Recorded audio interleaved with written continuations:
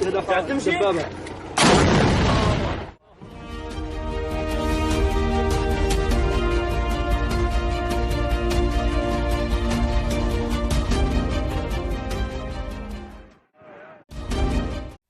Maryland, there are 230,000 white-tailed deer, according to the state's Department of Natural Resources. Many roam suburban neighborhoods, and their presence is not always welcome.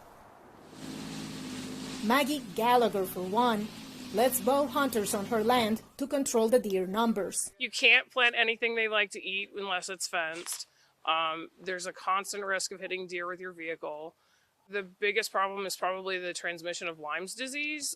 An even bigger problem could be that whitetails in the U.S. and Canada are carrying the novel coronavirus, though Gallagher is not worried. There's just not enough information. But while the deer themselves don't seem to be getting very sick, they could pose a risk to humans. If the SARS-CoV-2 virus is able to become established in another reservoir besides humans, then we have to consider the fact that the virus could continue to persist, evolve. It complicates our long-term control plans.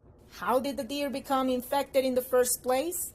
So far, there are just theories. It doesn't necessarily have to be a direct interaction between a human and a deer, but it could be through environment or other inanimate objects. And we also know that the virus in the environment can persist for a certain period of time. It doesn't die immediately.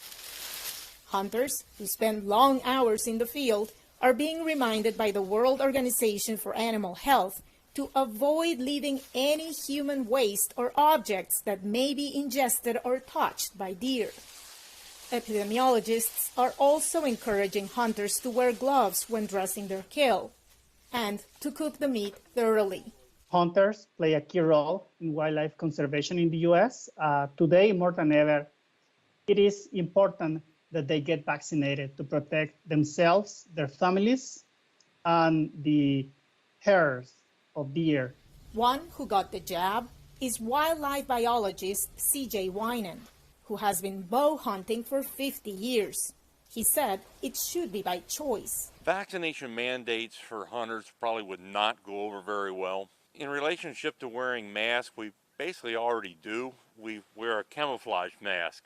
Although it may not be medically approved, I'm sure it does help. The U.S. Animal and Plant Health Inspection Service has begun a multi-year project to measure how widespread the virus is in white-tailed deer and the risk to other animals and humans.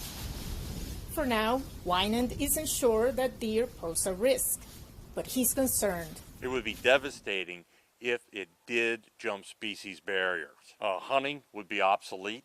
We're going to have a proliferation of deer. And what will happen then? The habitat will degrade to basically nothing. They'll have zero to eat, and we'll have a massive die-off. As scientists in several states continue testing white-tailed deer for COVID, they say keeping wildlife at a safe distance is the best bet.